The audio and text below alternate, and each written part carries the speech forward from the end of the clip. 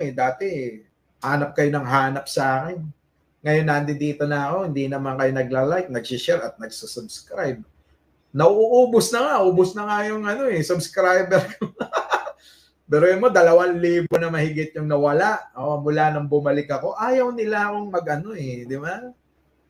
Hindi, alam nyo mga boss, hindi ako after dyan. Basta mahalaga kung ano yung nasa puso ko, yun yung sasabihin ko. Bahala kayo dyan. Sabi nga ni Boss Wilfred, political strategy yan. Alam nyo, naku, kung alam nyo lang. Baka magulat kayo na mamaya si Manang Aimee pala ang diba? Kaya nga alam nyo, eto na ngayon, diba, umalingas-ngas na yung Duterte tandem. Diba?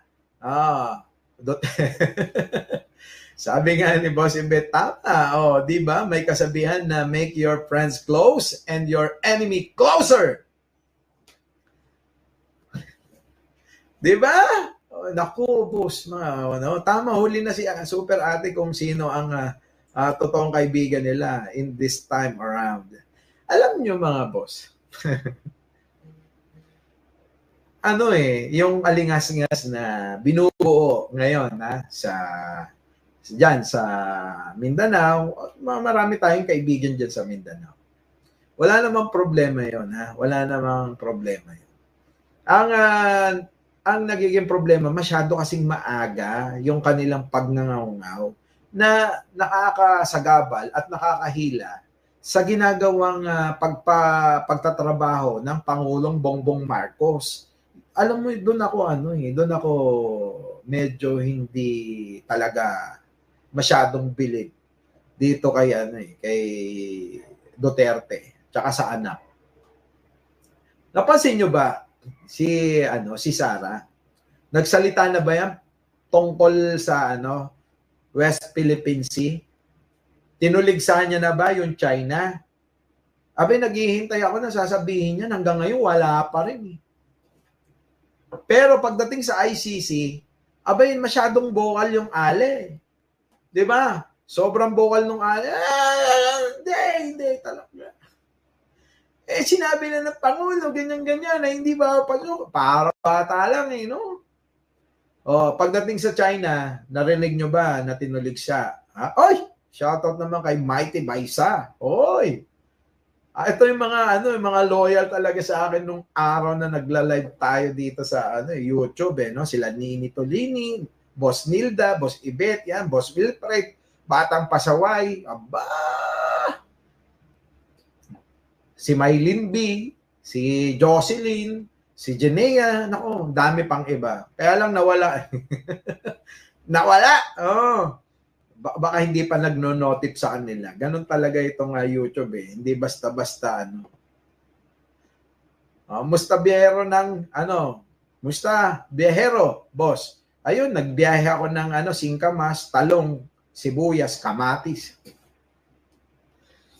Di ba? Eto na ngayon mga boss. Excuse me po. Eto, si Pangulo may mensahe. Alam niyo, bilib na bilib ako dito kumpara sa mga dating mga Pangulo. Ito na.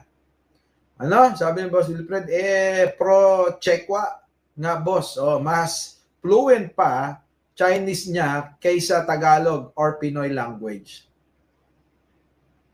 Diba? Nandiyan na rin yung aking kapatid, Genorbin TV. Shout out. Eto na si Pangulong Bongbong Marcos. Pasok! Sa Dubai.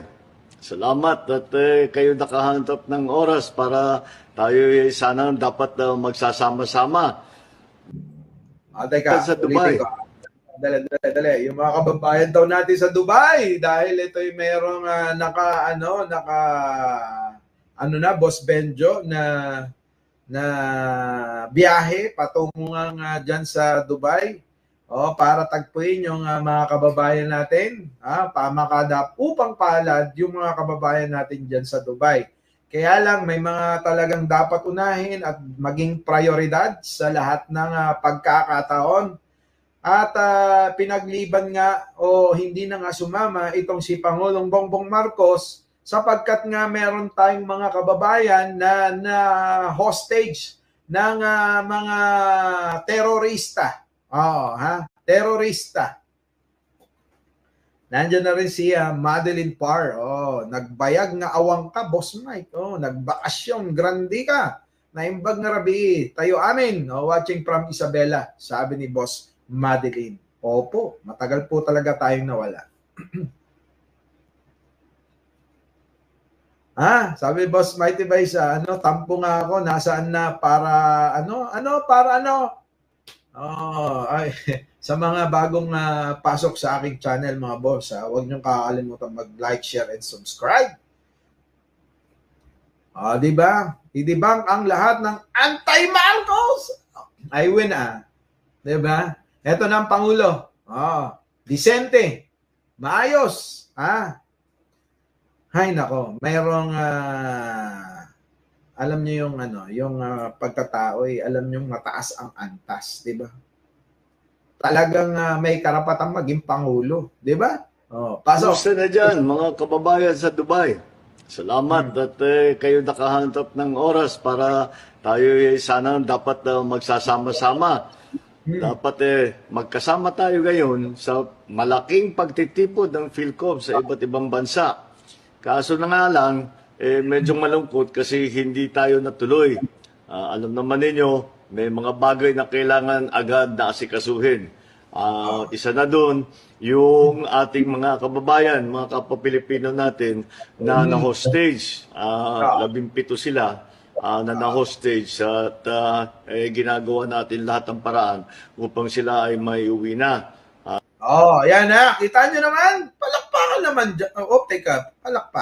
Palakpakan yan. Diba? Hindi. Kita nyo naman. Hindi mga tangina nyo. Ganyan. Diba? Ganun diba? Napaka-soft-spoken ng Pangulo. Napaka-mahinahon. Pero nagtatrabaho. Diba? Hindi yan nakukuha sa puro banta. Alam niyo yung mga banat nila, noong panahon ni Digong, ganyan noong panahon ni Digong, tahimik yung mga, paano hindi tatahimik, paano hindi, may lalabas pa ng bahay, natatakot baka matukhang. Diba? Wala talagang lalabas ng bahay, unang-una, pandemic. Diba? Ikalawa, syempre, napapanood, nababalita, kung sino-sino na lang yung tinutokhang, baka mamaya, syempre, huwag ka nang lumabas, baka mamaya mapagkamalang kang adik. Thank you naman, Boss Wilfred, kahit matagal ka na wala. Boss Mike, lagi pa din kami, fidelity sa'yo. Ayos Kahit mag-scroll kami sa YT and FB mo. Thank you naman. Diba? Sabi ni Boss, dito na si Boss Toto Edel Balduesa. Diba? Safety and welfare of the people is more important for PBBM. Good decision for not going. Tama naman diba? Tama yung ginawa ng Pangulo. Kaya nga ako believe dito sa Pangulo natin. Ewan ko ba yung iba na hindi makamove on ng mga natanggalan ng posisyon, mga hindi nabigyan ng posisyon. Gina G. Sabi na biktima kaya pinsan ko dyan, nandun siya sa bakuran ng inuman, ayun, nadamay siya, dedo. Kita nyo, di ba? Alam nyo mga boss, marami talagang mga nadamay, maraming mga nabiktima na hindi naman talaga, hindi naman talaga sangkot sa illegal na droga, ganon. At saka sabi ko nga sa inyo kahapon, na hindi naman kasalanan ng hindi naman kasalanan ng mga kababayan natin na maging drug addict sila. Alam nyo, ang ating kaisipan, may kanya-kanya tayong hangganan kung hanggang saan lang natin kayang isipin, kayang dalhin, di ba, ang mga bagay-bagay. Tulad ng problema natin, nagiging, nila yan, nagiging pang-alternate para matakasan nila yung problema nila kasi hindi na nila kayang isipin. Yan ang problema, yung kaalaman dito sa ating bansa. Ngayon, kasalanan ba nila? Hindi. Sino may kasalanan? Siyempre, ang may kasalanan, etong ating 'di ba? Etong kapaligiran, etong gobyerno. Dapat alam nyo mga boss, dapat yan ang mga tinututukan na marami natin mga politiko kung paano isalba itong mga nalululong sa bisyo, ganyan, 'di ba? Yan yun eh. Ngayon, dapat gumawa sila ng mga kung ano-anong mga video na paalala sa mga kabataan natin na ang mga paggamit ng ganyan droga-droga, 'di ba, ay hindi makakabuti. 'Di ba nung araw, lahat ng makita mo ganyan. Punta ka ng school ganyan, droga ay iwasan, 'di ba? Mga ganyan-ganyan, 'di ba? Nung panahon na wala maririnig mo puro pananakot lang Tapos magtataka kayo kung bakit walang tao sa labas. 'Di ba? Sabi nila malayang maglalakad wala nga naglalakad dahil takot na nang lumabas ng gabi yung mga tao Maliban na lang pag may trabaho sa gabi. Ay nako, buhay talaga ng mga politiko natin. Ito na si Bongbong Marcos, ang Pangulo ng Pilipinas. At kaya binubuo natin ang isang delegasyon para pumunta sa kanila at makipag-usap dun sa mga may hawak sa kanila para makauwi na sila. Kaya siguro naman maunawaan ninyo na inunan muna natin yan dahil kailangan natin tiyakin siyempre ang seguridad ng ating mga kababayan. Kakatapos lang natin.